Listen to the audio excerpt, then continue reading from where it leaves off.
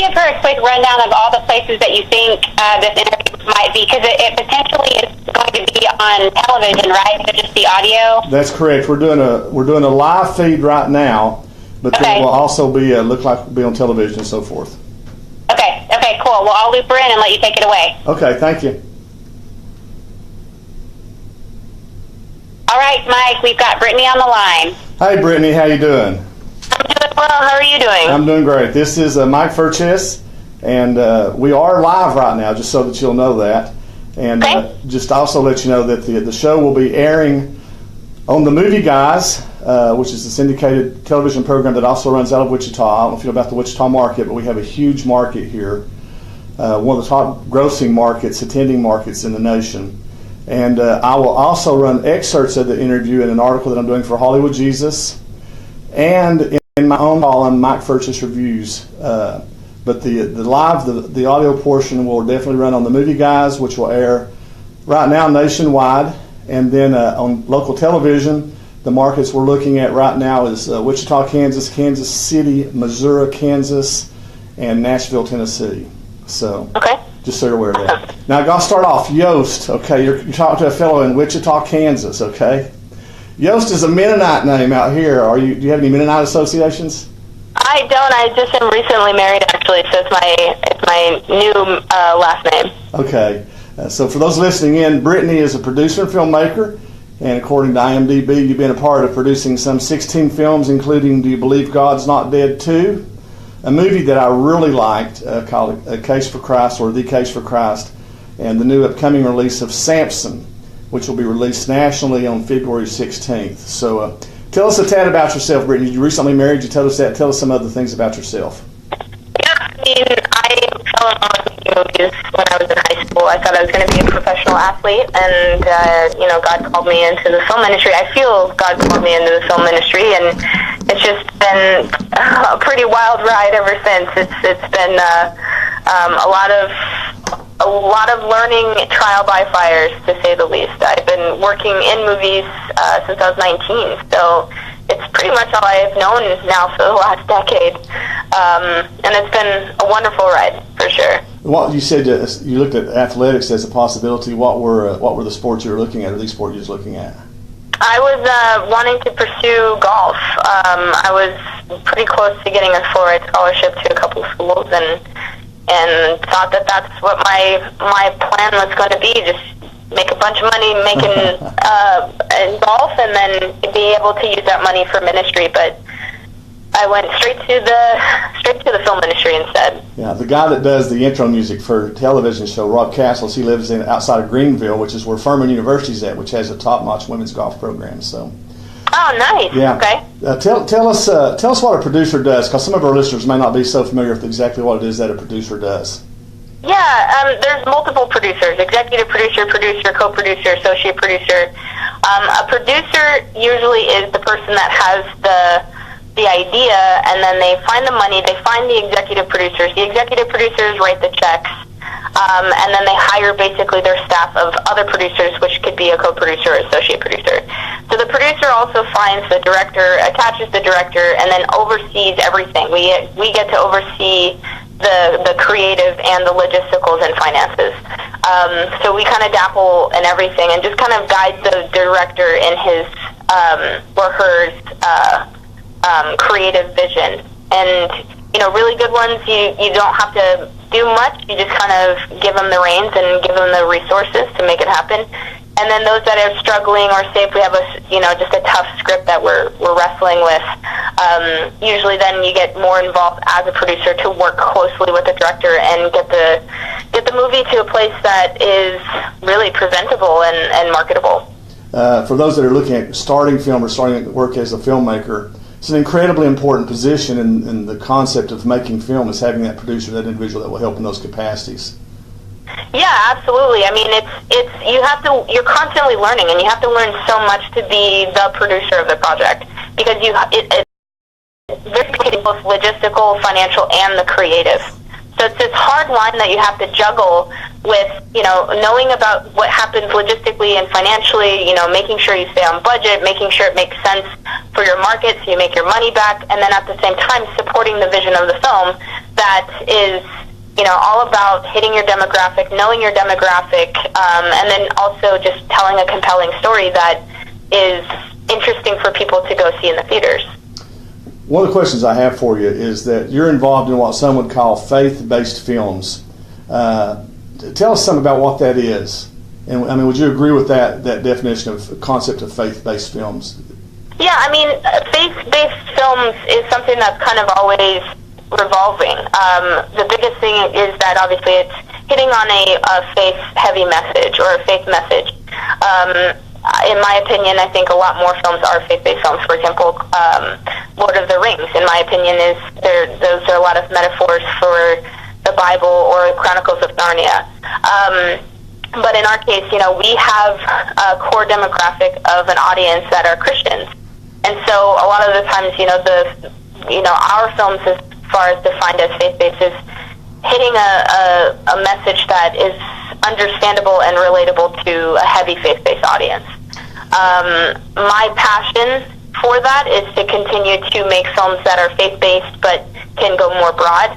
I've always had the passion to reach people who don't know Christ, and that's what you can actually see that in the case for Christ. It was important for us to make it a film that a non-Christian or Christian could watch it and can relate to it or can enjoy it, and enjoy, see that we show both sides of the equation and not just be one-sided. Yeah. And yeah, the biggest thing, honestly, is just improving the quality. Faith-based films have been kind of a lower budget film for many, many years, and now we're constantly improving our quality so that there's really no difference between a Hollywood movie or a faith-based film. It'll just be a movie, Yeah, I interviewed Lee Strobel and met Lee a number of years ago, and I felt that A Case for Christ, or The Case for Christ, was probably the best that I had seen in the pure Flix market. And if I'm not mistaken, you were one of the producers for that film as well.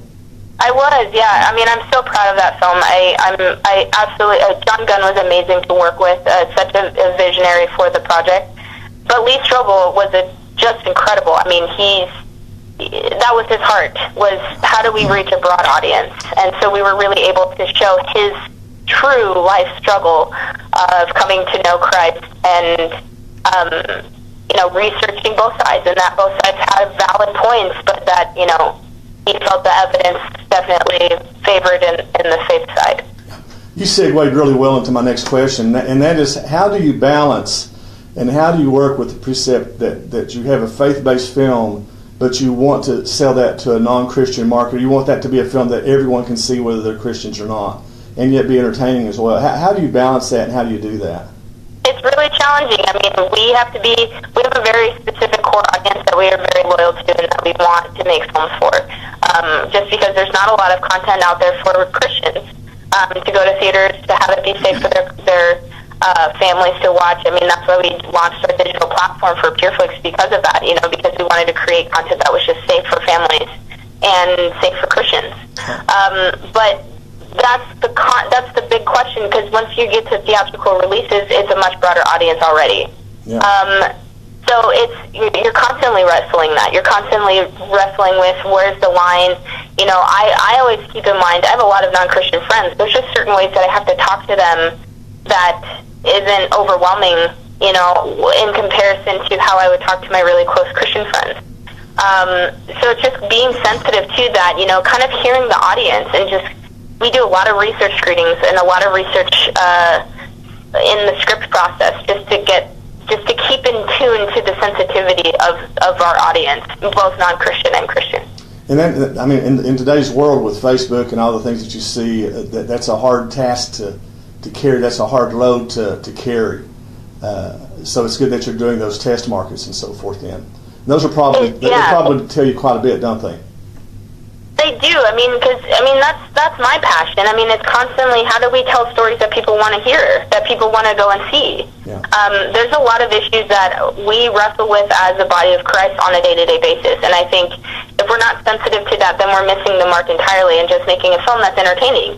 And hey, for anyone that makes just entertaining movies, there's nothing wrong with that, but that's just not our calling. Yeah. I'm an unapologetic Christian follower of Jesus, although I'm a little bit different. I've been doing movie reviews since about 1981, and then professionally since about 1996, 97. Now, that all said, even before I was a Christian, one of my favorite characters in all of the Bible, and I think it's a character that many people who are not even Christians love because they love the story of Hercules as well, is the story of Samson. That's the movie that's coming out February 16th. It looks good. I've seen it. I've done a screening of the film. Tell us some about the movie Samson. Yeah, I mean, it was the right timing in a world that we live in right now. Who, we love going to the theaters and watching superhero movies. This was our version of a superhero film, except Samson is drawing his strength from God instead. So it was an awesome opportunity for us to make a film that kind of hits on what's happening in our society at this moment, but then show something so much greater than a mutation or a spider bite. It's that this guy is drawing his strength from God, and what that could have actually looked like. I think one of the things that I appreciate, I don't want to give too much away, I don't like spoilers, but you show Samson in his full humanity. I mean, his struggles, his weaknesses, as well as his strengths and his devotion to God. How hard was it to do that? I'm sorry? How hard was it to do that? Oh, it was very difficult. I mean, most importantly, it was so difficult because there's just not a lot of information about Samson. So, we were constantly wrestling with what was true, what was not true, how to, be able to take creative liberties but still being able to preserve the integrity of the Bible. So it was a massive wrestle, but I think we were able to unravel that. I think there's enough to show that, Samson was very disobedient. He didn't want to follow God's calling, but that God still used him and still forgave him, still loved him. And that's what we really wanted to show in this film. Yeah. What do you hope that people get out of seeing the movie? That exact thing. I mean, I think we're all just like Samson. I mean, we're sinners. We're disobedient a lot of times. I do believe God has callings for each of us, and I do believe it's all part of God's greater plan. And regardless of our disobedience and our rebellion against God, He still uses us, and He still loves us, He still forgives us. Tell us some about the cast, because I think one thing that surprises people is that the quality of cast that some of these faith-based films, Pure Flix in particular, as of recent, have been getting in their production. Tell us some about the cast in the film. Yeah, we had Billy Zane, Jackson Rathbone, Rutger Hauer, and Lindsay Wagner are a couple of them. They're, these seasoned vets. It was amazing to have them on set, to learn from, to grow from, really. Because, you bring them on set, and then all of a sudden you start learning the different techniques or different ways to develop dialogue or to look at character arcs for each actor or for each scene. I mean, it was very enlightening, and every single one of them were just such a joy to work with. Yeah, I think, for the viewers and listeners, and one of the things that I would say is that, because I've seen the film, is a lot of times these individuals they're placed in cameo roles, and that's not the case here. I think each of these, Rutger Hauer, Billy Zane, and so forth, that they are given primary roles to where they certainly contribute to the film, and you see their talents on set. It's not just a brief cameo, and so that was a good thing to see. Yeah, I mean, they were very committed to the parts and brought, dynamics and elements to the characters that we honestly couldn't have anticipated until you bring someone as professional as them to the set. Yeah. Brittany, my last question for you, because I want to be respectful of your time. What's in your future, and what can we look forward to for you in the upcoming years? Yeah, I mean, we got some exciting stuff coming. God's Not Dead, A Light in Darkness, the third installment of the God's Not Dead films is in theaters March 30th, so you'll have to keep an eye out for that. Certainly appreciate your time, appreciate you talking to us about Samson and about the movie, as well as some of the other things related to faith-based films. So thanks again, great deal of luck to the success of the film. I know that it's one of those films that we got to see the screener. I'm looking forward to seeing it on the big screen as well, to see some of those dynamics of the film that were kind of exciting on the small screen. So looking forward to that. Again, best of luck to you. Thank you so much, and God bless you for your time. Yeah, thank you. Thanks for having me. You're welcome. Take care, and God bless. Thank you. Okay, bye.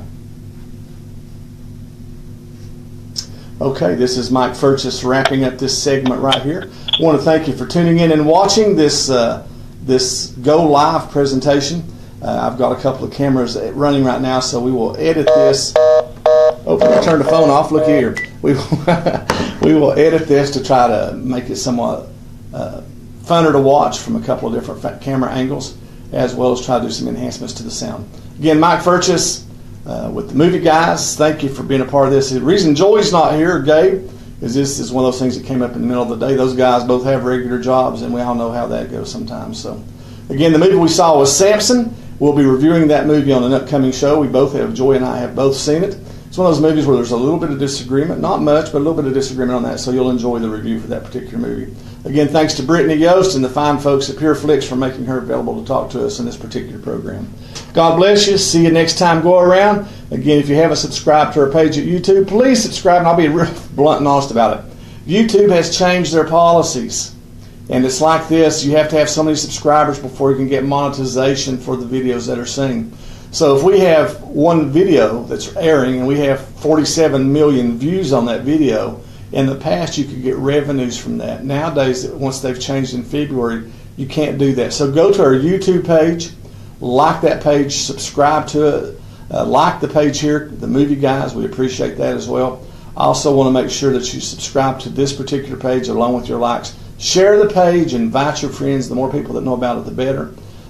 We do have some exciting things that are happening in the very near future, and we want to involve you in all of those things as well. So for those that don't know, every other Wednesday at KFH, I do appear with Bob and Jeff Lutz and speak about movies. That's KFH. You can look at it on your computer and listen to that live anywhere in the world. So enough of that. I'm going to go downstairs and get something cold to drink to get some of this raspiness out of my voice. But until next time, God bless you. Thank you for watching. Again, share the video, share the page, like the page, subscribe to us at YouTube. Talk to you later. Bye-bye.